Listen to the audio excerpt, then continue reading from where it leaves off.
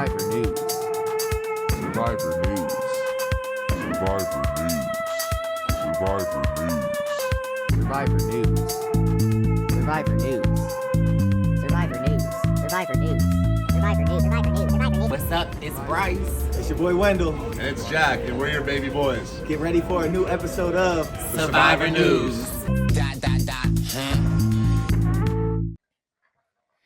And we are back this week covering your Survivor Season 44, Episode 12. It is not the regular trio, but it is a trio, and I feel like it's a trio of debate. We are so excited to have the baby boy that is the Jack, to the Atkins, that the Jack Shack, the Jack stands. They come out for the baby boy. Jack's up a little early. He just popped open a Dr. Pepper. Jack, welcome back to the podcast. Oh, Coca-Cola. Brice. Yeah, gotta have the ice cold Coca-Cola. Y'all really giving Coca-Cola free airplay? Like that, y'all really like? I mean, it's cool. I mean, if y'all want We are. And listen, Jack can open the can with one hand. But listen, you talking before I introduce you. This is the man, the myth, the legend. You may remember him from season 43. I remember him because if I don't pick up my phone, he will blow me up continuously. So instead of having a phone conversation with the man who loves to argue with me about any point that I have on Survivor, he literally listened to my episode with Rob, has a podcast on the Feast Show, and texted me and said, Brice, before I listen to this episode, am I going to disagree with you? I said, you're going to disagree with everything. Let's welcome to the podcast. We might not be in the jungle, but he is James of the jungle. Let's welcome James Jones back to the podcast. I'm glad to be here. Thank you, Brice. Thank you, Jack. Excited to, great episode. A lot of stuff is happening, and the discourse it's been interesting. So I'm excited to get into it. So I'm excited because it's fun. Well, we are excited to have you. The Jack Shack is excited for Jack and the Purple Pants Posse. The last time that us three podcasts, they were saying, James, you might need to be the fourth member of the Purple Pants, the posse, okay? They were even saying you could replace Wendeezy. I mean, that's easy. I mean, that's not going to be too hard to do from a execution standpoint. But Okay. Wendell does bring that winner perspective. That I don't have. So. Well, he brings the perspective that you know of. Maybe I feel like he brings the perspective of the jury, okay? Because we only know him as the first merge boot. But before we get into all of that, we got some logistics to go to. Listen, okay? Brice and Wynn presents Tour 44. All things lead to Brooklyn. I am sad to announce that we are completely sold out for our finale party. It is done. I don't know, Venite, it's finished, okay? It's sold out. We are literally at capacity, and honestly, from the bottom of our hearts, we are just truly blessed to have this support. However, okay, listen, you might not be able to come to the finale party, but we have a welcome party the day before, and it's karaoke. Last time we was in Philly, James Jones was my biggie to Little Kim. We might have to do a part 2. There are tickets available for the welcome party. And listen, you ain't hear this from me, but the welcome party, you might see who you want to see. So listen, the tickets for the welcome party are still available. You can click the link in my Instagram bio or Brice and Wynn present as well. We are doing a panel, Real Talk Mental Health, with reality TV, and we have some amazing people. That event is free. Seats are limited. We're almost filled up with that. So if you want to be a part of that and want to just, be around some greatness and hear some real talk, some from real perspectives, click the link in the Brice and Wynn Instagram bio and give that a follow. Now, the logistics are out the way. And listen, you will see this panel that you see right now in Brooklyn. So Jack will be there. James will be there. So it is going to be a great event. And listen, and keeping it rolling. Okay, listen, keeping it rolling. Okay, in preparation for our welcome party, which is our karaoke party, which DJ Caution and the Weekend Rebel will be there. We got karaoke with Jack. Oh, man.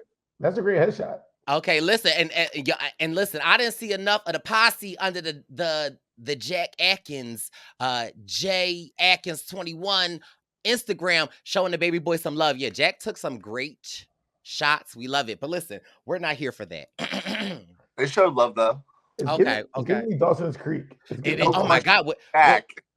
it's giving Jack's Creek. But listen, Jack, please name the tune or the artist. James, you can help me if you know the words, but I know you know the words. Don't go chasing This is the waterfalls. easy one. Stick to the rivers and the lakes that you used to. I know that you're gonna have it your way or nothing at all. But I think you're moving too fast. So when did you go to the tenor bass? Like, Okay, sorry. I'm hit giving like- alto. I'm giving alto. But listen, Jack, because I do listen to the Jack Shack and the Jack fans. They say, we make it hard for you. So this episode, I'm making it a little easier for you, Jack. Okay? Who was it multiple choice? It's a multiple choice. You just have to name the group. I know the song. Oh, did somebody sample it? Maybe. But I definitely know the song. Wow. See, I don't want to say that's And for you guys that are listening on the podcast, I have a multiple choice up of I have 3LW, I've got TLC, and I've got Destiny's Child for Jack. Wow. I feel having seen the song title before. Okay. I feel like it makes the most like I feel like I would have seen. Is it TLC?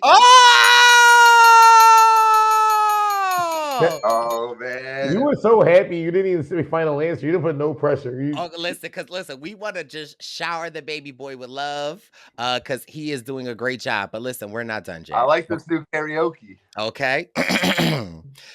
You should know this as well, James. You're here. I'm pleased. I really dig your company. I mean, yeah. Your style, your smile, your peace. I can hear the jazz spin that I'm putting on. And again, I hate all of y'all in the comments. Yeah, your peace mentality. Lord, have mercy on me. I was blind. Now I can see. Jack, he is butchering the song. Baby, feel the free. Now come on, let's go. Take a long walk around the block after dark. Find a spot for us to talk. Spontaneation, motivation, stimulation. You just made up 3 words. Stimulation, innovation, stimulation, relaxation. That's only 1 word that was right in that whole verse. Okay, doesn't matter. Jack. I have another multiple choice for Jack. Yo. This is just the best part of my day. Yeah, you kind of butchered that song. Oh, Jack, you don't need Jack. See, I think I'm decent with multiple. I like the multiple choice because I could kind of do process of I feel like I'm taking the SATs again. So for the listeners, give the people the multiple choice, Jack. Okay, we got Mary J. Blige. Oh, Whitney Houston. Scott and Beyonce. Okay. Okay. I don't think it's Whitney or Beyonce. Okay. The thing I know Mary J. Blige, so I'm leaning towards her because I know she has a little rapping ability too, like Brice threw it at the end. Thing is, I don't know who Jill Scott is, so I don't know I don't know if this is like a classic Jill Scott. I'm gonna go Mary J. Blige. Final answer? Is that your final answer? I don't think about it now, but I'll stick with it. Okay, James, is he correct? No. It's Jill Scott. It's Jill Scott. She from Philly. Okay, long walk. Okay, but is she like popular? Or is she just like Philly popular? She's hugely popular. She had like an HBO series. She's an actress. She's done a lot. She's been to Tyler Perry. You know who Tyler Perry is? Yeah. She's been in Why Did I Get Married? If you on TikTok, there's a meme there are sampling her sounds when she's driving up the mountain to get her man, but you ain't gonna know that, Jack. But we should have you watch Why Did I Get Married, Jack. I think that would be a great one for you. But okay, I'm done with the giggles, and Jack, it's only 9 minutes, so you should be happy. That wasn't too bad. That wasn't too bad. I'm glad I narrowed it down to Jill Scott and Mary J. Blige. I mean, you did good. You do good with multiple choice. You do good with numbers. Yo, I'm dead. That was hilarious. Well, Jack, you want to take it away? Oh yeah. Okay. You unless you want another song. Processing my trauma. So this episode, final 6, we get back to camp. The whole talk of the town is Carolyn playing her idol, and while she didn't need to play, and she openly admits that, she stands by the move, and people are honestly pretty impressed with it, regardless of the fact that it was, necessary or not. But on top of this, she also goes into the whole story about how she found the fake idol, or she found the idol, planted the fake idol, hid it from everybody, put the red X on the bird cage. It kind of just reveals all this stuff that she did in secret, which kind of puts her on everyone's radar as, she's not just the emotional player that we thought she was. She's actually, playing some strategic, doing some strategic maneuvers. And that really put it on her radar. I mean, what do you guys think about all this post-tribal tomfoolery? Not tomfoolery. I think Carolyn was really proud of herself. We know that she's a huge fan of the show, and I think that us as viewers, and this topic comes up a lot, and so just remember this as I'm saying this, like, talking to the viewers as opposed to talking to the jury. And I think that we as viewers that are watching Carolyn and been on this journey, we know how much she has struggled with keeping the secret, having this idol this whole time. And for us, it's a huge win. We love the Queen Carolyn. However, I definitely think that this was one of the times where it's like we've got people like Jam Jam who, in my opinion, playing a great game, but believes that he has Carolyn under his wing. And to learn that, I've been flying out getting you worms and feeding you worms in the coop.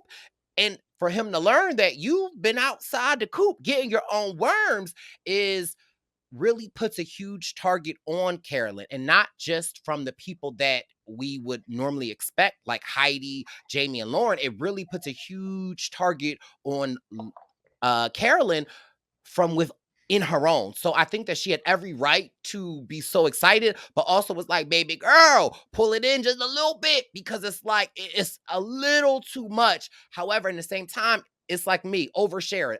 So excited for her. I mean, I hate the whole lowering your threat level stuff. That's just kind of me. I feel like threat level is something people make up. There's 6 people out there, everybody's a freaking threat. Like, I mean, play like, so end of the day, I feel like if the idol play actually impacted the game, I feel like you'd be less inclined to you'd be more inclined to take that more seriously. But I feel like it's good to communicate things that you're doing, especially before you go to the jury. Because if you don't like, you can't, it's something to say for the first time, I did this. But if you playing it seeds throughout, what happens, then you have a better chance of actually having more people be sympathetic to you towards the end, instead of just springing stuff on them at the last tribal council. But but I just don't. I feel like, talk your stuff, and it's like, oh, you raising your threat level. It's like, yo, everybody's threat level is their threat level, yo. Like, play the game. All right, so Jack, tell me if you agree with this, because James already got me hot, and we're only 13 minutes in. It's not, at this point, I feel like it's not the threat level. It is the sit next to you level, right? And so there are different, like, I feel like the threat level in the game is like, do I want to get to the end with you? Can I beat you in the end? But like, that's, in my opinion, that's the threat level. Not necessarily can I beat you to the end, but I feel like the threat level was like, how far can I work with you, as opposed to the sit next to you level. And I think that she raises the, do I really want to sit next to you level. I think that is what she has done, because I feel like at this point in time, it's still Tika 3, and Tinka wants to stay together, but now Jam Jam is like, do I want to actually sit next to a Carolyn that now we know will have the vote of emotion. But now it's like she actually got some things behind her. So it's not like necessarily her threat level, is more of her sit next to you level. But I just don't think the move actually did anything. So I don't think I agree. You know, you played an idol, but that's negated like by the fact that it didn't actually impact the vote. What, Go ahead, Jet. what I would say on that is, like, so I agree. It's kind of a double-edged sword. It's a bit split, right? Where if she didn't play it right, so that, but I think her explaining everything about it raised that level. But also, to me, if I'm a Jam Jam or a Carson or whoever, you know, I still think it was the right move, because I talked about last episode. I was pretty flabbergasted that, you know, Jamie and Lauren voted with them. I think the right move for Jamie and Lauren would have been to vote for Carson. And so with that, with that perspective in mind, then Carolyn absolutely made a great move, and it only didn't matter because other people made a bad move. You know what I mean? Whereas if she played it and like it just completely didn't matter, kind of like Heidi ends up doing this week, not that that was even a terrible move, but like not a single person voted for her, then it's a little bit more like, oh, well, who really cares how you found it, Heidi? Like, you didn't use it right. But for Carolyn, she nearly made the move of the season and only didn't because, you know, Lauren and Jamie somehow got sucked into their alliance. But I still think, especially when you go on and on, I agree with you though. That's one of those things, like, you kind of want to save it for the jury and drop this information on them then, because also you see everyone's so impressed at camp. If now when they go to the jury, they're all going to kind of, you know, share this information, so you kind of lose that oomph when you're actually pitching it in the final three. I mean, we can agree to disagree. I get it. I just feel like, you know, I can look at the game from, like, say, a Heidi, Lauren, Jamie point of view, right? Where I feel like from an outside viewers looking at it as the Tika 3, right? But inside the game is an individual game. So like anybody that's their fourth, you only have to get the 4. We're not talking about you have to get the 2.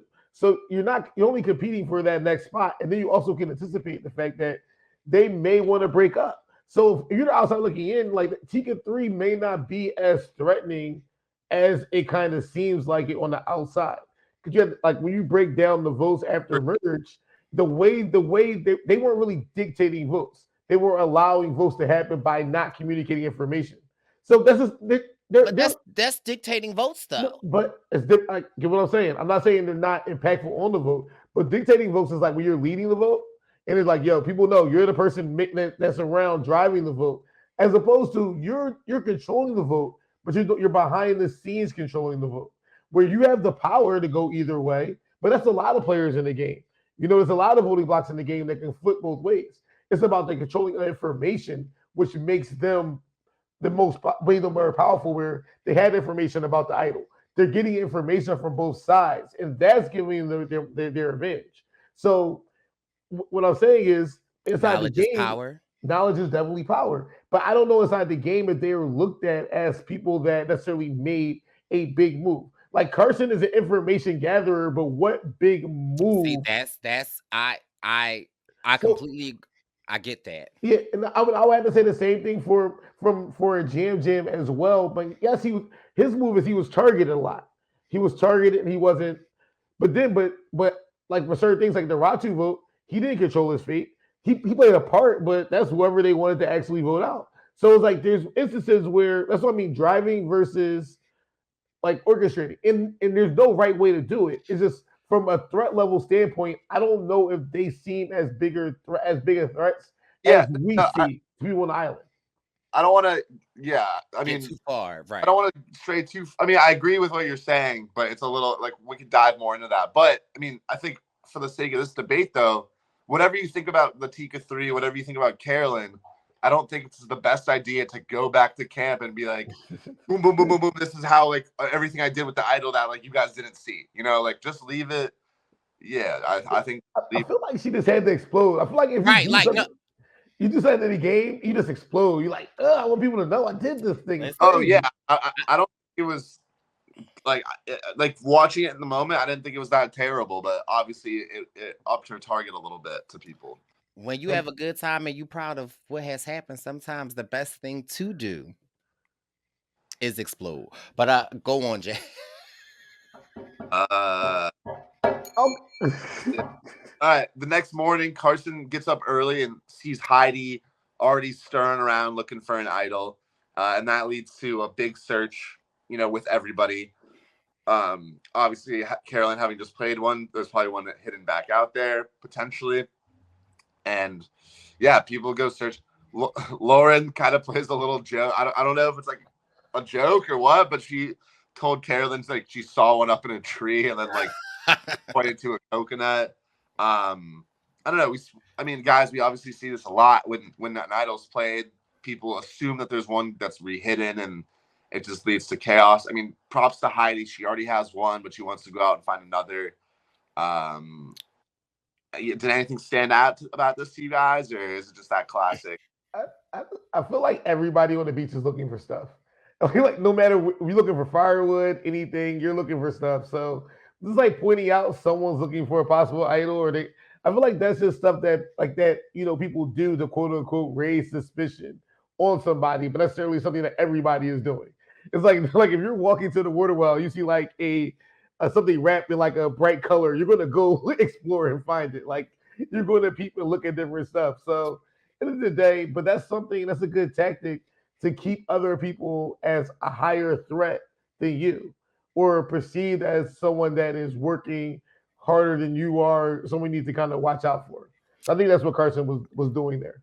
I enjoyed the most of Heidi getting up, and then us as the viewer having Carson, like we could see Carson's eyes open, and Heidi all like, anybody looking? And then she looked over, Carson was like, and then that's what I enjoyed the most. But it looks like our phone is ringing. Let's answer the phone. Oh. What's up, guys? What's Well, going on? hello. Can y'all hear me? Can you see me? We can see. Unfortunately, we can hear and see both. Yeah.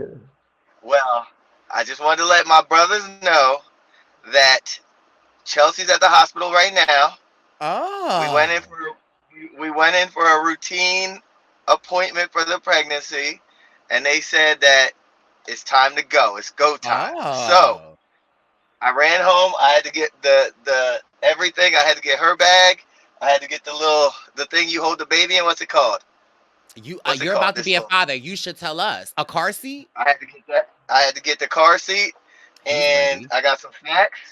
And now I'm heading back to the hospital. Now, answer this question, Wendell. Answer this question. In between all of this, and this is Jack and James, I haven't talked to Wendeezy all day, but I can guarantee you this is part of the reason why I do not like him. So you just name all of those tasks that you just did. Yeah, everything. Was a car wash in that task? I got the car wash. Here's what I did. I dropped Chelsea. We went to the hospital. They said it's go time. Lincoln All Hospital. Shout out. That's what the doctor said. The doctor came out and said it's go time. And then you left. You left the hospital to get a car wash. They said it was go time. So then I made sure we went to all the units. Right, we went to the proper units. We got Chelsea set up in there, in the bed with the little gown on and the little slippers on, the little grippy feet slippers. Okay.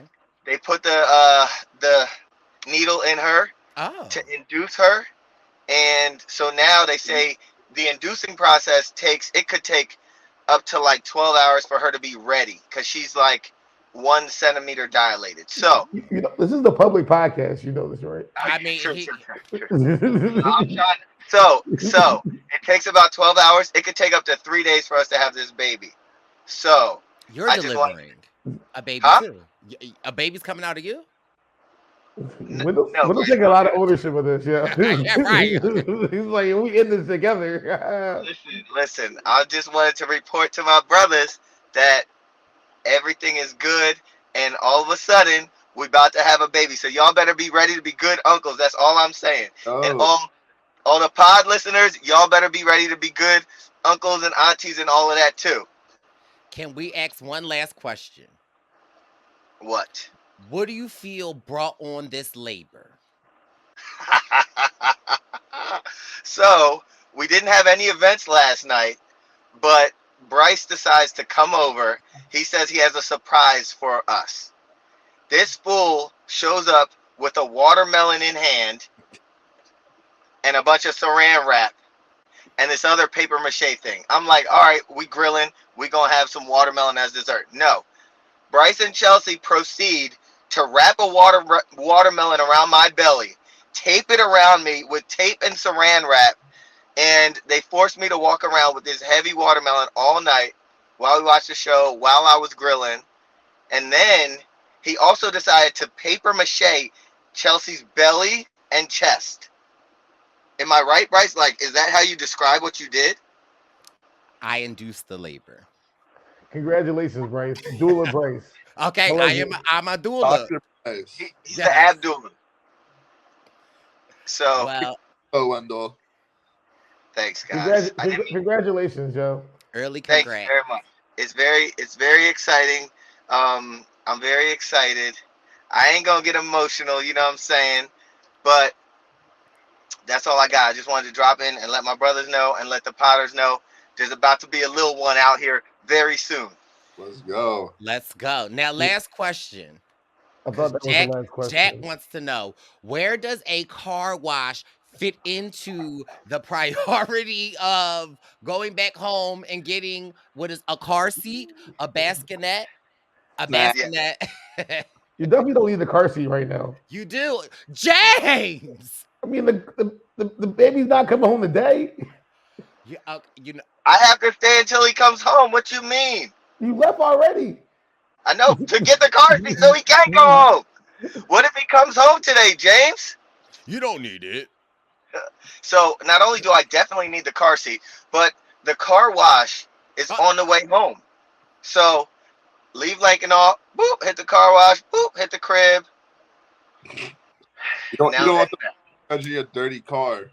They're gonna So, be sending diapers to the When hospital. you have a child and your wife or girlfriend goes into labor, is a car wash on your checklist to do? Yeah, I can't have my baby pulling up to my car and be like, yo, this car's dusty. First impressions are everything. Tell him, Jack. Well, and according to James, the baby won't have a car seat in the thing. Well, Wendeezy, we appreciate you.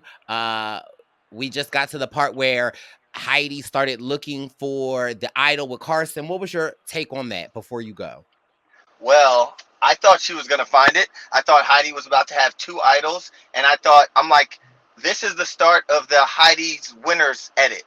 And as the show went on and we saw how things played out, I was like, oh man, the editors did a great job of misleading me to think that craziness was going to happen. But now I think we see that those three are very strong, and loyalty is royalty. In the game of Survivor, if you can hold on to your allies and you can get far in the game. James, your season, Cody, Jesse, like. I agree with you. I feel like the art of having alliance and trust is literally, you don't want to. Everybody wants to have their big move, but sometimes, like, literally staying loyal to people that you trust is the big move, and just advocate for your game. Don't worry about what other people are doing. As long as you're playing your game, like Carson's playing his game, Jam's playing his game, Carolyn's playing her game. So, like, I feel like that's the reason why they don't have necessarily a fear of one another at the end, where they have confidence they can beat each other. Because when there's like a dominance within the trio or a perceived dominance, that's what's harder. It's like kind of like an R&B group, like when Justin Timberlake's getting all the juice, the rest of the NSYNC is like, what's going on? So, like, we gotta get, and then Justin wants to go solo. I can fly solo, but when you need each other, like TLC. Oh, look at Jack perking up. Wait, James. Brice and Wynn present last season. We were in DC together, right? Correct. And we all decided to ride home together, right? Yeah. Does that look like what we roll home in? Oh, But these go get mad. Sorry. Okay. Love y'all. Good luck, Wendell. Thank you very much. I really appreciate y'all. Thanks for letting me jump on, Brice. What luck does Wendell need though, Jack? I'm I trying to was, figure out what he I, pushing out. Don't do that. You will Just get banged on real quick. You know I'm in Ardmore, and you know my service is really bad. Oh wait, Wendy's, you're gonna die at what Jack did earlier. Did he sing Jack, a song? wait, Jack, I'm gonna tell him. yo, that was funny, yo. That was hilarious. That was hilarious. That was a good interruption. But yeah, I mean, loyalty is something where I kind of hate when people say you can't go to the end with this person. They're like, no, go to the end. Like if like allies are the hardest things to find in this game, and if someone's willing to like, put their game on the line for you, that's way better than someone that you haven't been working with trying to go with them to the end because you don't have that trust built up. So. But Yeah. if they're sit next to you or threat level, or they're sit next to you level rises drastically than what you have perceived, then it may behoove you to plan an untimely exit. But where are we at now, Jack? Yeah, let's go back to the episode. Yeah, now we're diving into the reward. We got you have to roll this giant ball with one person in it, leading to blind pushers. And they Jamie's so happy in this picture. I just love this picture. Like this is literally her the whole time. Like, this is crazy. It is it's funny, Jack, while they are blind, like when they are doing all of this stuff, I was cracking up because when I saw Carson, I was like, why does he look so happy? And it's like, you know what? Carson has prepared for this. He's in Nassau. And in NASA, you are like, I mean, he's in Nassau, Bahamas. He's in NASA, and it's like, this is a drill that you have to prepare for outer space. It is something like that. I saw that in Armageddon. You were correct. And when you're in Nassau, Bahamas, they have these things that you could go in these in the water and right. The teams are it's Carson, Jam, and Lauren versus Heidi, Carolyn, and Jamie. Yeah, we knew where this was going to go. Yeah, Carson's team's a pretty well-oiled machine. Yeah. Carolyn's team, I guess to say, is a mess. At one point, Carolyn loses the group completely and just is right behind. Jamie's struggling a little bit with the call-outs. It's called lowering your threat level. Yeah, she's lowering her threat level. And then, Carson, when they get to the maze, Carson does a good job leading them with that. And so they win the reward, which is a visit to the sanctuary where they're going to get massages, sandwiches, and drinks. Jan fired up. It's his first reward. And so we get to the sanctuary, and they're enjoying the massage. Lauren's talking about how she gets to treat herself for the first time in a while because as a single mom, she doesn't get a lot of opportunity to pamper herself. So shout out to her and shout out to Jam for his first reward. Yeah. But obviously it dives into strategy pretty quickly where Jam throws out the idea of potentially getting out Carolyn. Carson just plays along because I think he kind of thinks, this is what we got to tell Lauren. But what do you guys think about, the challenge, the sanctuary, all that good stuff? I mean, I thought it was a cool challenge. I like more cutthroat stuff. Where at this point, let's have like challenges where people are choosing stuff, where people are taking away opportunities from other people. Like whoever gets to the end, and now you take away someone else's chance to eat. Like I miss those type of things where you're trying to create tension amongst players. Like I like those type of things. You have to pick the people. Like you have to look at the obstacles and choose people. There's a possibility that say James doesn't pick Carolyn, or like I just like tension creating things. That's just me. Yeah, I agree with it. I like challenges that create a little bit more friction. However, I enjoyed this challenge. I thought that it was amazing. I also just wanted to know Jack's thought on this because we have seen something very similar to this. We've seen it in Kagiyan. We've seen it in a lot of other challenges. And I just wanted to know Jack's perspective on the thought of Carson potentially having the opportunity to have prepared for something like this. I figured this was going to be brought up every week. But My point stays the same, where this is very different than memorizing a set puzzle. Like, You can strap yourself into a ball, Jack, and you think practice. I don't 3D like where Bryce is taking rolling this, around? yo. Like, I have been strapped up and restrained before, Jack, and I am still able to practice giving out commands. ding, ding, ding, ding, ding, ding. Goodness gracious. Aljo Cogheon. Yes. But nah, he did a great job. We see back at camp during the reward. We got But real quick though, I did want to seriously talk about Jam Jam. I really feel like we know Carson is indebted to Carolyn, and I know that Carson is like doing a great job of selling that it's time to get Carolyn out. But I think at this sanctuary is really where us as the viewer see Jam Jam talking to us and to Lauren about Carolyn's sit next to level. And I think that us as viewers this is the first time that we're actually like, Jam Jam might be serious about getting rid of a Carolyn. And just an interesting like plot twist on the bingo card for this week's episode. Mm-hmm.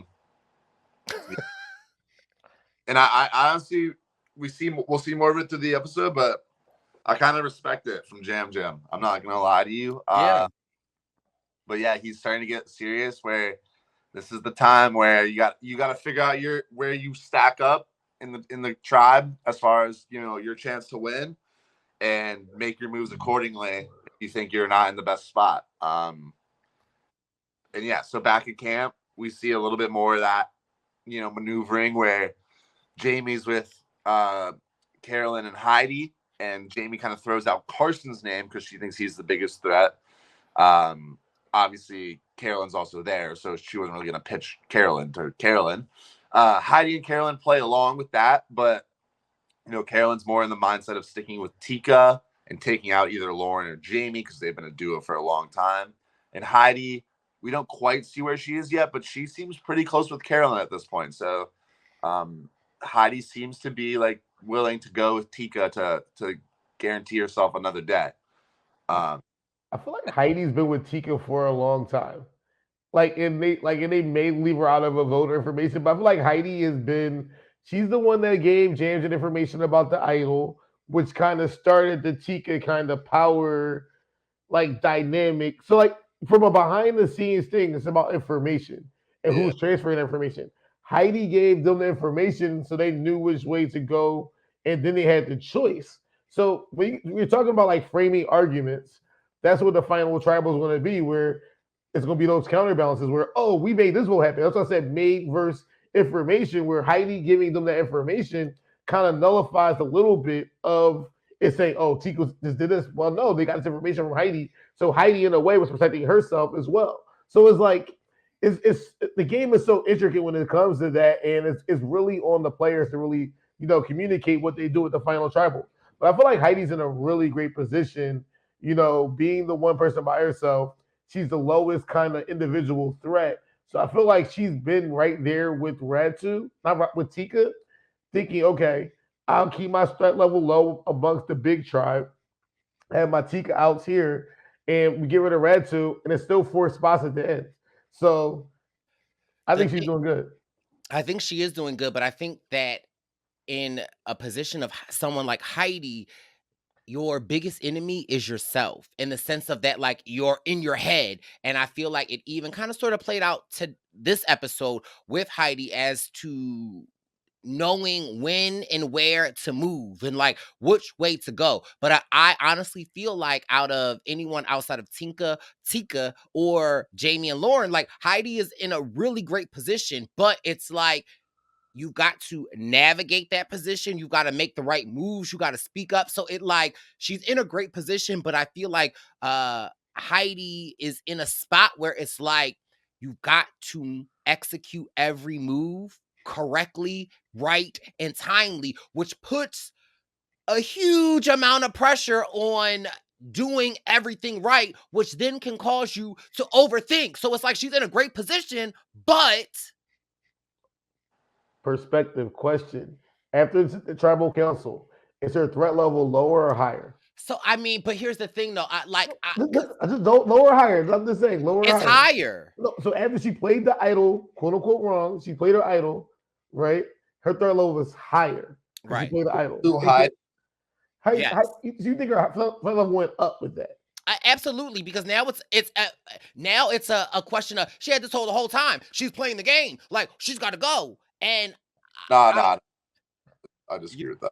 okay. Well, how you Oh, disagree? Jack, you agree with your boy? Like this? Oh, this is Yeah, good. No, I just agree. So, okay, not her threat level, but her sit next to you level. that's the same as the threat level. No, like, no, it's not.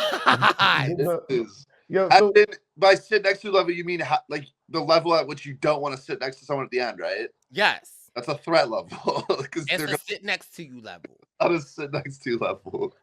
What time is it there, Jay? but I mean, but at the end of the day, Well, playing her idol incorrectly there allows her to keep her profile. Now, let's say she does make a move, right? Now, all eyes on her as making the definitive move Oh, at 6, and then she gets sniped at 5, and definitely doesn't have a chance to get taken to the end at 4. so do we not care at all as a jury? You were a member of a jury, Jack. I mean, James. So do we not care at all of your posts of the game? Does that not factor in at all? Your posts Well, on what the is the game, back of pulse if you play your idol wrong? right? Your post, me, your read on the game, Right, Well, your posts. Well, if you look at the beginning of I'm asking you about right now this episode. No, I'm getting there. Here we go. Look at the beginning of the merge. People will say Heidi was in a power position and was dictating some of those votes. It's okay to take a dip in influence because if you didn't have a dip in influence, you went home, right? So you dip down, a la Gabler style. Go to sleep. Everybody thinks like you have to have these major moves and resumes, but the new era has shown us that is not the case. The case is just getting to the end. And by getting to the end, you plead your case. And that's when you know you have read on the game and read on the people. So I feel like making a quote unquote big move at 6 would have gotten her voted out at 5. Or doom her to making fire making and not being able to be the ability to be taken to the final 3. I agree. I agree. I just, for me, and don't get me wrong, y'all, I just was arguing Jack about Heidi last episode. So I'm just being overly critical of her because it's like I am rooting for Heidi. I just feel like,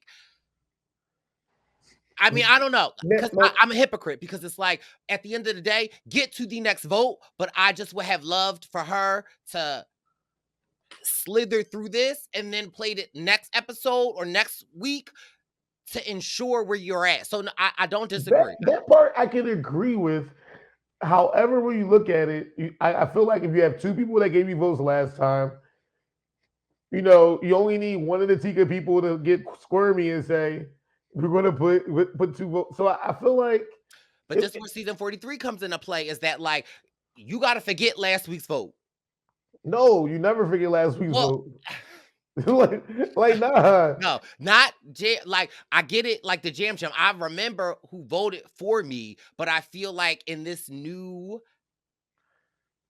place of Survivor, sometimes you got to be willing to go out on that, like, and read the room. But that's the problem. Like that's the thing when you have the 2. It's like the dominant strategies where you're like, oh yeah, every vote's new vote. Like no, traditionally having a strong alliance and like communicating information works.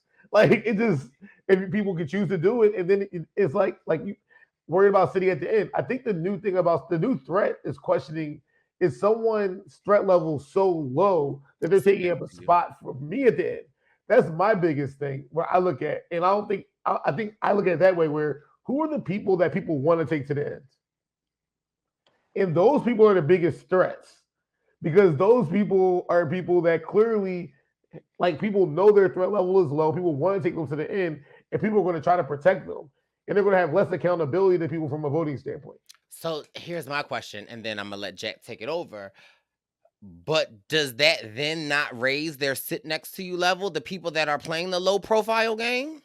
No, it's different if you're playing a low profile game or you have a low profile game. Like if you're like trying to be low profile versus like you're trying to make moves and you're just not working, there's a difference. No, but what I'm just saying to you is like what you're saying is the people that are who's going to take my spot or like who's taking up space at the end, right? But in that same breath, the people that what you say are taking up space at the end in your own speech, doesn't that raise the sit next to you level?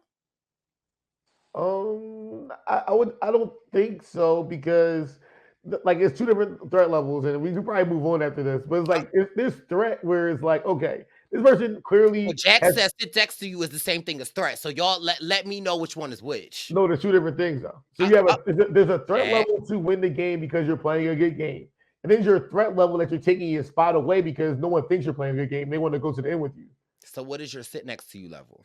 That's something you made up. I don't know.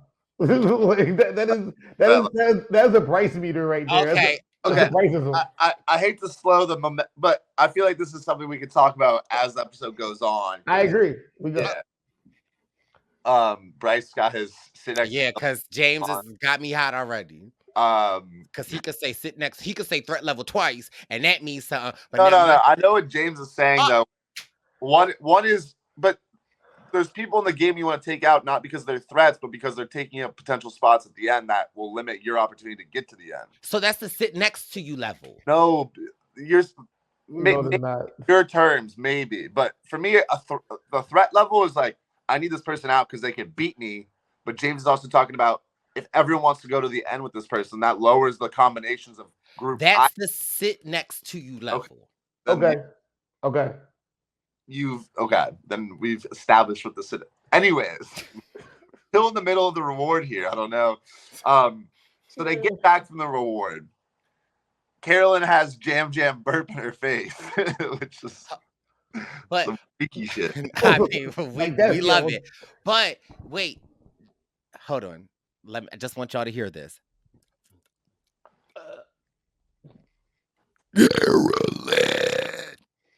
That smelled bad. No, it smells like strawberries. I had to take a step back like that. Like I won the burping contest in 4th grade. Can you guys make yourself burp? No. Yeah, I just don't really want to.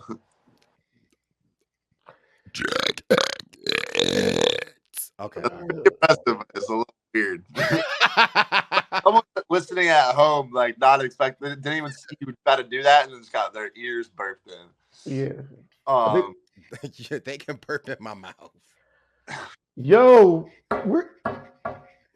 that's what Carolyn said. Yo. Anyways, Jam does that. But y'all looking at me now. My threat level has raised. Oh, your threat level is high. It's very high. And then he goes to discuss his voting her out right afterwards. So that Jam potentially going for Carolyn, that ball is moving. Despite the intimate burping moment that they shared. Can I just ask a question? Yeah. Does it?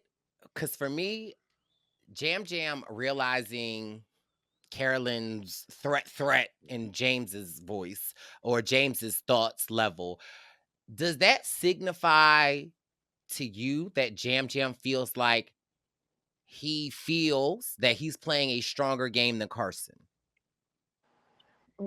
I think what we don't see is how people view each other, unless we don't have that perspective as far as. But I think that Jam is showing us that. That I feel like Carson is a more notable commodity. So it's like you're like, what's Carson's volatility? Towards Jam, they've been on every single vote. You know, like so, like that from a communication standpoint, like Carson isn't a threat. And yeah, they've been super close allies, but I think in this position, Jam probably thinks Carolyn might be maybe slightly a bigger threat, but also someone who's like James said, a little more volatile.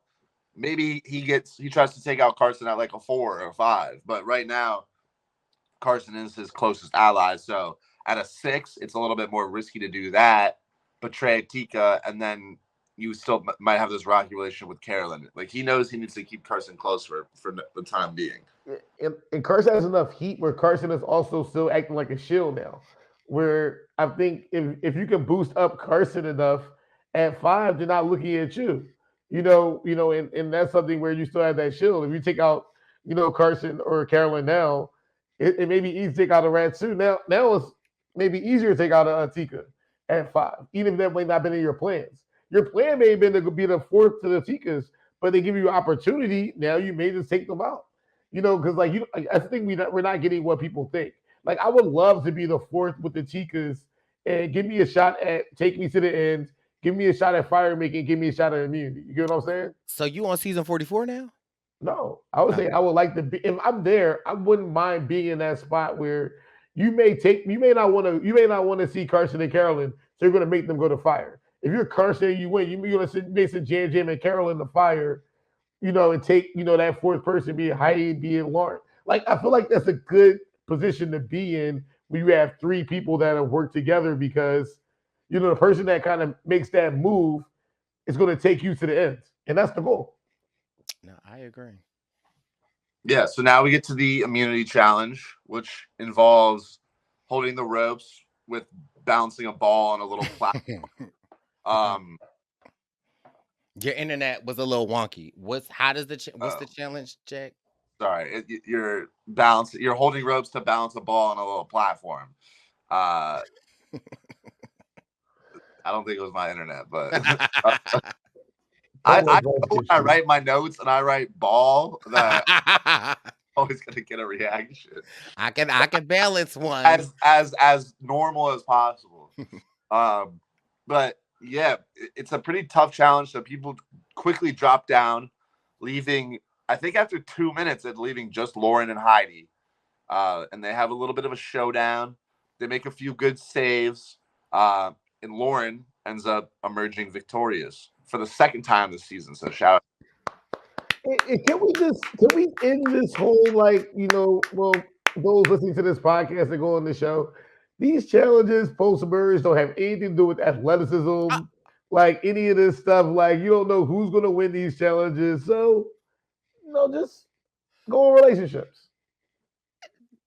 James, what in the backhanded compliment is that? I think that this challenge has a lot to do with precision, accuracy, and athleticism. No, it doesn't. Yes, James. Not athleticism. It has the concentration. It's still athleticism. It's just not Thank the you. traditional type of athleticism that like the Jonathan Youngs used to get targeted for, like that type. Right. Targeted. Which goes back to what actually is a threat level when you're actually talking about a threat level. But I just want to take this time to big up Lauren. I feel like she's the only person to win 2 immunity challenges. Because did Franny, I think Franny won an immunity. Franny got 2, but he got 2 in a so that's. But Lauren got a reward too. She got a reward. I mean, yeah. So challenge beats Lauren. Challenge beats Lauren. I got my Lauren Hart shirt on now, and I said this last week, and my question was, is it too late for us to become a Lauren, for her to make a run for the presidency?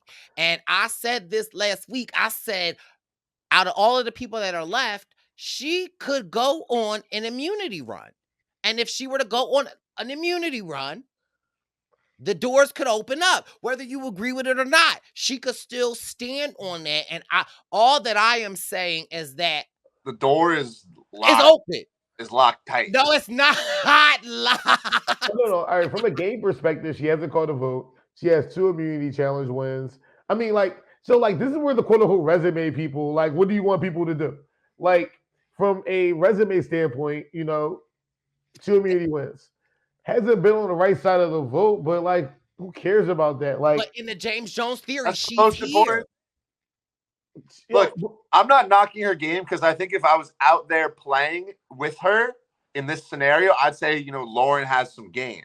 But just from the way it's been presented to us as viewers, she's just not very relevant to the game. Just to put simply, and that's not me talking personally, that's just what we've seen. And I'm sure if we asked her, she'd be frustrated by the lack of what they've shown too. So to say that, and I've been wrong before, and I was wrong a little bit with Gabler last season, but almost especially because of Gabler last season and the reaction that people had to that, I would be shocked if they did kind of gave Lauren the same edit, even worse than Gabler perhaps, and then somehow she came out with the win. And so you look at the playing field left now too, where, if especially maybe, spoiling the rest of that, like Jamie going home now, there's just not any combination of 3 players left in the game right now that I think she can beat.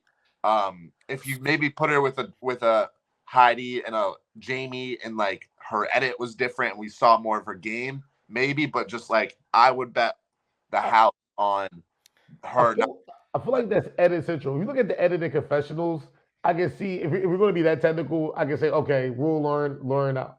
If you're just looking at the people you take confessionals out of it, it's just like actual game, actual moves, voting people out of the game, right? Like, yo, Lauren, I kept you here. I could have took you out. Like, I kept you here. We could have took out Matt. Like, that's what I'm saying. Like, literally, I feel like this season is so even, and it really is a perception season where there's been power shifts along the continuum.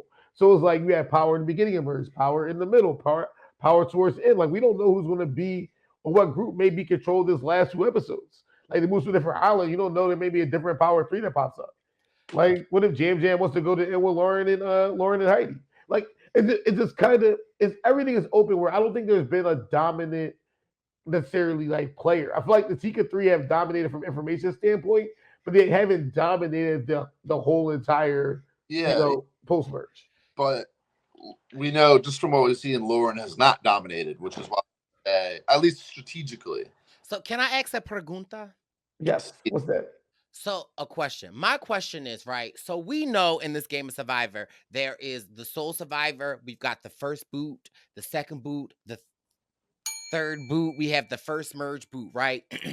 And so I guess my frustration with sometimes the Survivor fandom, and this might be a unpopular opinion though, right? If I'm out there, right, and I know what the perception is of other people, I know how Carson is playing, I know how Carolyn is playing, I know how a Jam is playing, and I know where I'm at.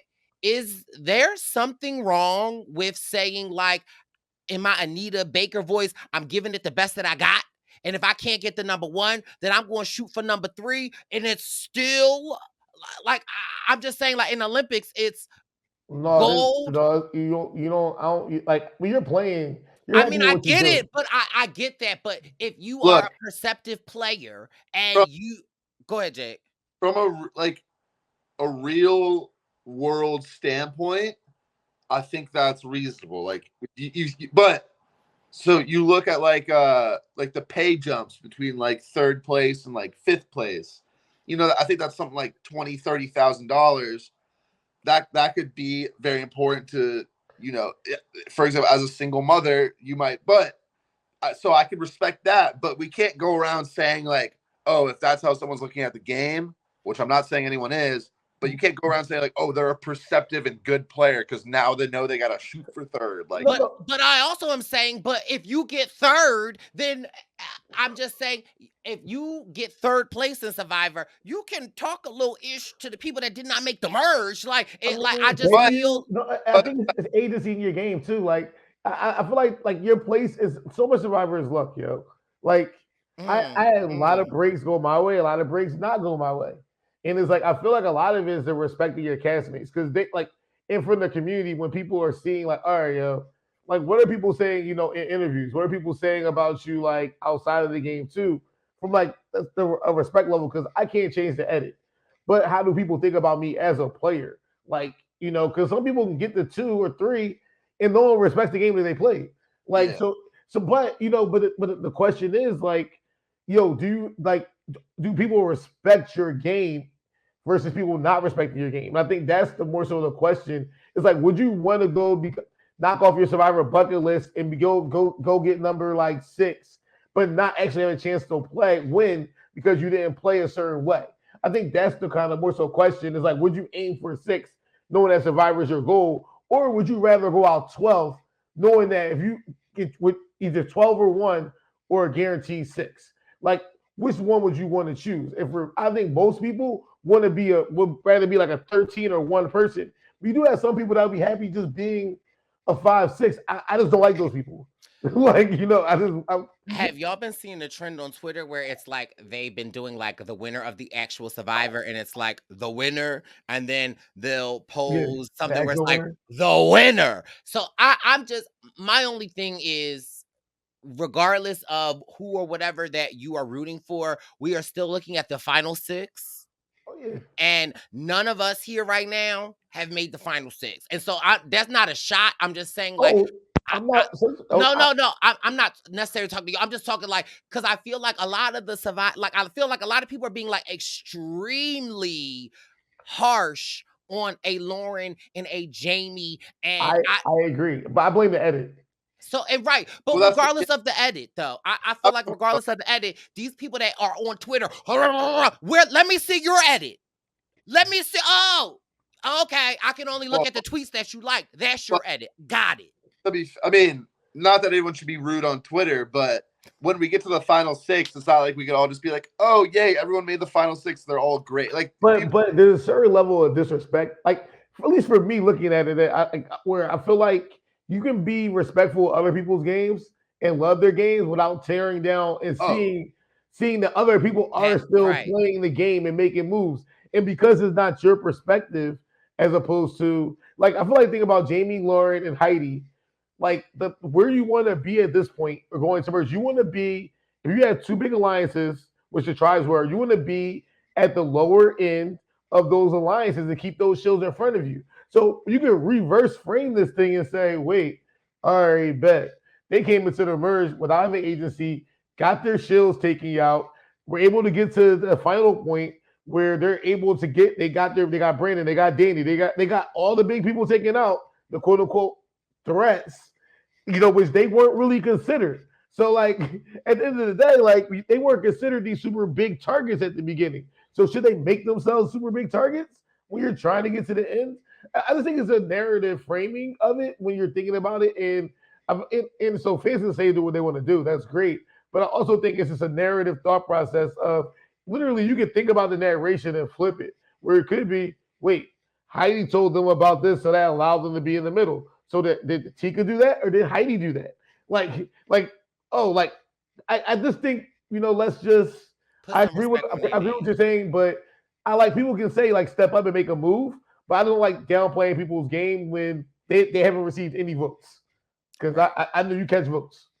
I caught 6. I caught some votes. I was thinking about this the other day, just like how I've like the things I've said this season, where it's like I don't think Lauren and I've been had said I don't think Jamie had a chance to win either.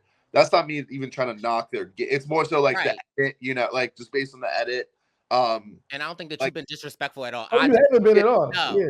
It's just but I mean, yeah, and of course, when I was saying that, I was like, I'm not trying to defend fucking or freaking psychos on like people on Twitter talking smack, but to Brice's point, I'm like, we can't just be like, oh, you made it far in the game, like. No, I'm not. Yeah, right. Yeah. I'm not saying that. I'm not saying give out. Like, I'm just saying. Great maneuvering to get to this point, your likelihood to win. You know what I mean? Like, I think were Jamie and Lauren the strongest players? Not necessarily, but they still did some maneuvering that I don't think the edit showed, where they earned some respect there. But we're gonna show y'all some love. Diving forward, so we've got Lauren taking down the immunity challenge. We get back to camp. Things are like really relaxed. Everyone's kind of chilling around the fire. No one's talking game. I feel like you see this, every season or so, where there's always a couple tribals where people just get back and they kind of just sit around for a minute, got to break the ice. But we get into, they start, Carolyn and Heidi break off. They notice that it's weird, but they kind of establish this plan to get out Jamie because Lauren's protected. And they rope in the rest of Tika, who kind of agrees to that plan. On the flip side of things, Jam throws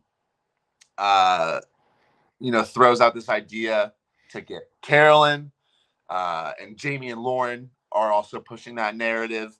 Jam seems like he's down, but then he goes to Carson to try to get him on board because he doesn't want to betray Carson, which I think is a smart move.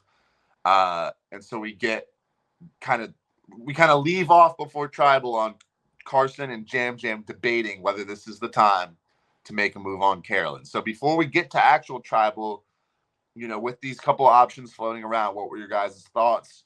And like, who do you think, if you're a Jam Jam or a Carson, the decision makers here, what's your move? I'm taking out Heidi, but that's just me. But I mean, you take out Jamie here. I mean, like, I feel like Jamie was always the vote. I feel like you want to keep enough conversation going around camp so that Lauren and Jamie don't get super spooked. So you want to have your cover story about, okay, yeah, we're taking out Carolyn, blah blah blah blah, because that makes sense. So that covers your bases, yo. We're taking out Carolyn. That's cool. And like, but I think notice the communication. Like there's a breakdown between Heidi and then I would say Jamie and Lauren. Just what we're seeing where you don't see like Lauren go up to. This is a starting stuff where Lauren goes up to like Carolyn like, yo, Jam Jam floated your name. I don't know. And like I agree with that. We're not seeing, and that's why Chica has held all the information because we haven't seen that cross tribal communication, where people are letting stuff go from a communication standpoint. Like we haven't started a conversation where, oh yeah, Tika knew about Danny's idol when Brandon went home. We just haven't seen that shown on the show, and I feel like those are the things that if they did happen, they would have shown. But I feel like there is a rift that between Heidi, Jamie, and Lauren couldn't get on the same page. That's the reason why Danny probably went home too. Where I feel like whoever's reading the tea leaves right between Jamie, Lauren, and Jamie, Lauren, and Heidi with Tika is going to be the person that's going to be doing the most damage. I really agree with you there, James, in the sense of as much as I love my girl Lauren, so I don't want y'all to think, oh, you only like Lauren. Like, I love Lauren. The thing that I wish that I saw a little bit more of her, respectfully, is that you have the necklace cause some havoc. Yeah. Like, get on the wave, like spread that tea. Let them know that they are saying Carolyn's vote. And I don't know, maybe she did and we didn't see it, but that's the thing that I would have loved to see. Even if it didn't go your way, like ruffle some feathers. You don't have anything to lose, really. Yeah. Right. And the jury looks at stuff like that. Like when you have the immunity necklace on, like how active are you? Are you passive? You outside or are you outside? Aggressive? Like you have the immunity necklace on and you're not in a necessarily driver's seat. Or are you aggressively trying to get to the driver's seat? Because the jury will respect if like you're going to get so. I think that's where Sandra got her votes. Where you're in the jury, you know who was working with who. So she was like, well, I told you we gotta make this move. Y'all ain't want to do it, and you got to give her. So sometimes, like knowing that you told people this is supposed to happen and it happens, gets you points with the jury where they're like, yo. They can see, right, and you causing havoc. But in the essence of time, because I know Jack has a flight to catch, I want to drop this 2 major bombs on you guys, and I want to know your thoughts on it. I feel like this episode, we were duped by the edit, right? Because the edit really had us believing that Jam Jam was getting ready to turn on Carolyn. However, very specifically, a conversation that I remember where Jam Jam was talking to Carson about Carolyn has been practicing fire. She's like, scratch her. I really feel like the conversation that Jam Jam was having was that like, this is not the vote for Carolyn. The next vote is Carolyn's vote. We got to get her out before fire, because if we put her to fire, she will win. I feel like that's what we saw of it. I think another important thing that we saw today was when Jeff, we're at Tribal, sorry to be jumping around, Jack, but when Jeff was talking to Jam Jam, I thought that it was very like, again, Jam Jam was like, looking down, like seeing all this stuff. And Jeff was like, who do you believe is going home? And Jam Jam said, the person that should go home. And for me, I was like, oh my God, Jam Jam is not talking to the viewers. Jam Jam is speaking directly to the jury. And so it really is giving the jury the perception that Jam Jam is running this game, which got me on this like spiral of, because I love my baby boy Carson and I love my Jam Jam, and I think that Carson is playing a very excellent game, and I brought this point up earlier, but I would love to know your thoughts on this. I feel like Jam Jam is an excellent player. I feel like maybe Carson might be more strategic. I feel like Jam Jam has survived more, but Carson has definitely been in these streets and doing what he has been doing. But the difference is I feel as though Carson, because of the style in which that he is playing, he almost is playing to the viewers and not to the jury. However, Jam Jam has had a similar story, but we can see Jam Jam's track records. We can see that he's been dodging, like he's just very vocal. And I really it just got me to thinking like Jam Jam or Carson, because I really feel like Jam Jam is really trying to get Carolyn out of here because her sit next to you level, AKA the threat level, threat James Jones. But I just would love to know your thoughts on Jam Jam speaking directly to the jury and Carson speaking to the viewer. I know I said a lot, sorry. No, I think that's a great point. You kind of encapsulated it pretty well, where like they are playing pretty similar games, but I think we do see that Carson's appealing more to the audience a little bit, whereas Jam Jam is like working the jury and the people that are there. Not that Carson isn't working the people, because it seems like he's still a big threat, but I do think that's a good like differentiation that you made. And I feel like with Carson, I'm like everybody goes to the game and there's things you have to combat. I'm like being as young as he is, just from a size standpoint, is like it's hard to shake that, yo, you're my little brother, I'm protected you thing when you're out there. So I feel like he's playing an under the radar game. But as people go to the jury, as people communicate, it becomes less under the radar. So the question is he going to step up to kind of differentiate himself, being that he is the youngest Tika? And juries take everything into account. Whereas, like, Jam Jam was the person taking most of the bullets for Tika. You necessarily weren't in the line of fire. So it's different navigating the world when you're catching strays. It's different when you're like different phases of war. Like if you're a cop in, the suburbs, there's a cop in the inner city. Like, right. You're a doctor in the inner city, and you're a doctor, in the suburbs, dealing with different resources, different things. So I feel like people take that into account, saying, Carson, you were there, but where's your signature stamp? Because I feel like he's going to need that to, actually win the game. So I think Jam Jam feels comfortable against Carolyn. I feel like Jam Jam feels comfortable against Carson. I feel like he feels comfortable against either one. I think this is more so maybe taking one out, but I feel like he's comfortable with anybody.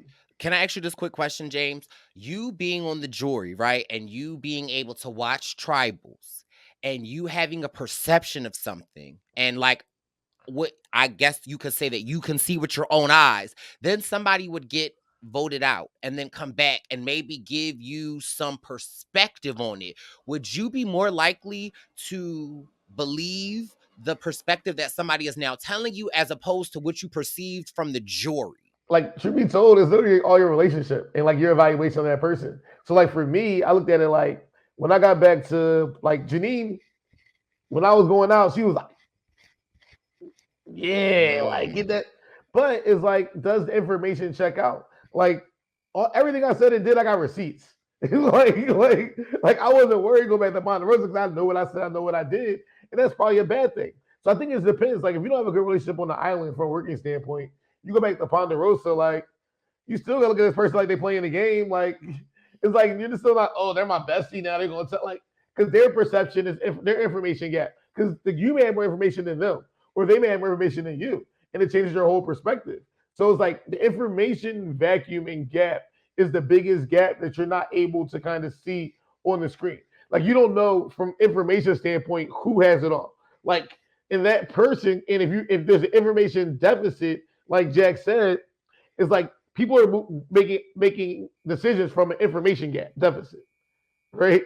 And you have high people and low people, and they're like, and that's the hardest part where it's like people are making these decisions, but they don't have the information you have, and that's why information and knowledge is power in this game. Because I didn't give all the information that I knew out, to various people because I was like, I have this information, bet I want to keep it, and I kept it and took it to Ponderosa. But also when I'm at Pondy, when I'm at Pondy and I'm saying stuff, I got receipts, and other people got receipts, or people can come back and say, no, that's not how it went down. You're like, oh shoot, all right, I see you, and that's what happens. Like you kind of have an ultimate fact check, and it's still your relationship there. They grow like it's the same on the island. Like you hang out with some people, you may not hang out with other people, yo.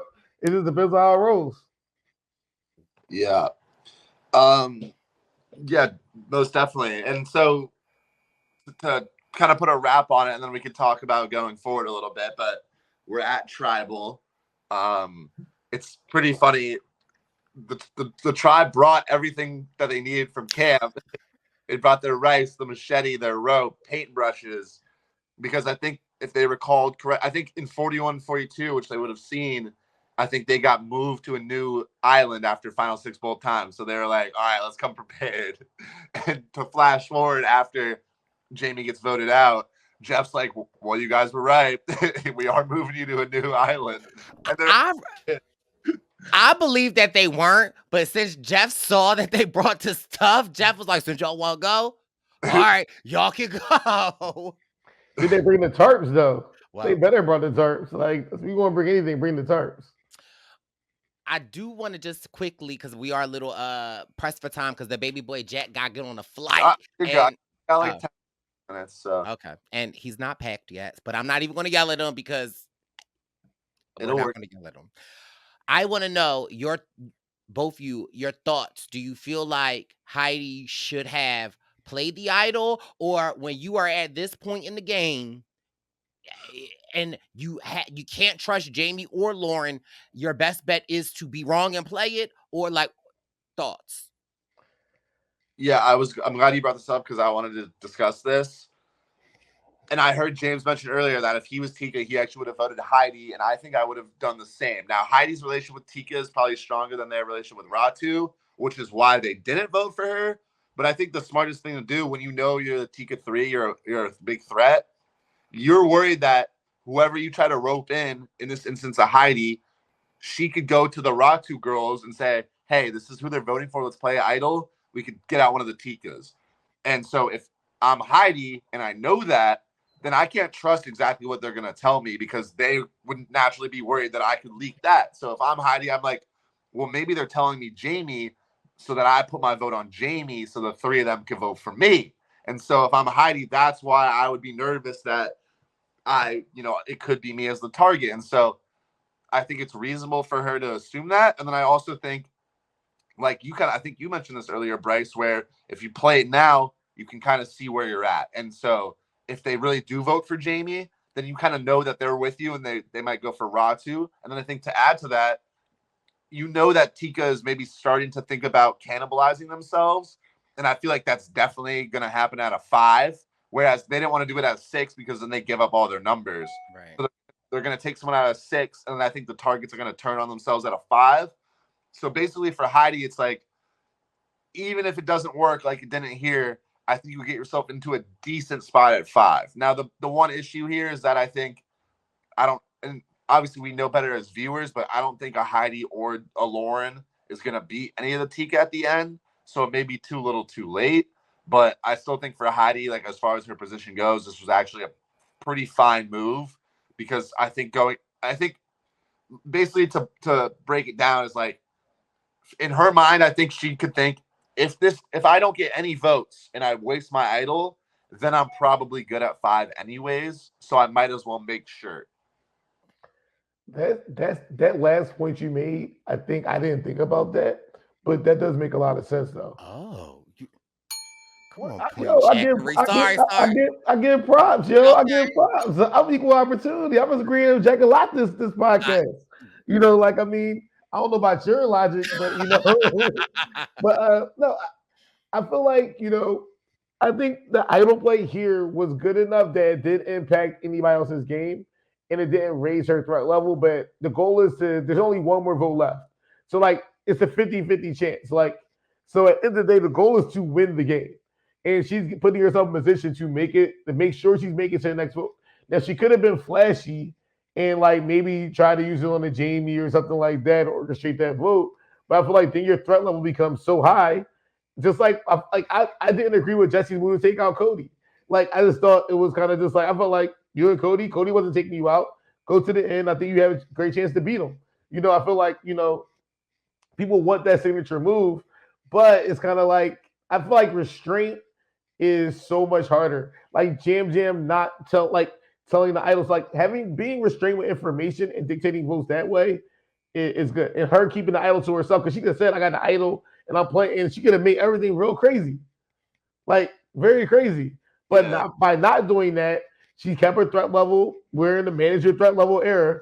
Kept her threat level, relatively. I will say, I wish, like, of course, she doesn't know exactly where she stands in the game from like the jury's perspective. But I think if she did, then I wish that she went for it all and tried to make a move on Tika. But again, that's risky because like maybe they are feeding you the wrong name because they're worried you have an idol and they want you to play it for someone else. So I don't know. Like I think she needs to take out a Tika here. But on the off chance Tika did vote for her and she idols, like Carolyn would go home. And I think she would it's almost a weird contingency plan where you vote with Tika because if they were voting with you, you want to stay with them, but you play your idol for yourself because you know that if they vote for you, then at least there's votes on Carolyn. So you're idling out Carolyn, but you're keeping yourself in good favor with pretty much everyone in the game. And so honestly, the best thing for Heidi, I think, actually would have been if Tika did vote for her, because then she would take out a Carolyn, and then she could maybe go to the end with like a Lauren and a Jamie having this move on her resume and maybe win the game. But hypothetically, let's get a little freaky real quick. If Heidi was like, call me Miss Jackson if you nasty, if she would have played her idol for Jamie and got rid of Carolyn, would that have changed your thought process on? Oh no, she just got voted out of 5. She didn't win immunity. I mean, I don't know about that. I think that could have been a game-winning move, but I honestly I think that could have been a big move. But I think there's a very real possibility that Tika could have just told her Jamie and then all voted for her, and then she plays her idol for Jamie. She looks like an idiot. But I do think. Well, here's what I'll say is that I think you go for that move and then you vote with Jamie and Lauren, because then what would happen is, actually, this is what she should have done. Once Lauren, she should have played her idol for Jamie, and then since Lauren has immunity, say that, and she votes Carolyn with the Ratu girls. If it's a 3-3 tie, Jamie's safe, Lauren's safe. 3 votes. If the 3 votes do go on Heidi, then if they tie again, and then but then her whole alliance is safe, and then it's still 2-2. Here's Jack. The issue. You're right with your lie. The issue is this is why votes do matter. It's like Lauren and Jamie put votes on Heidi, like the previous.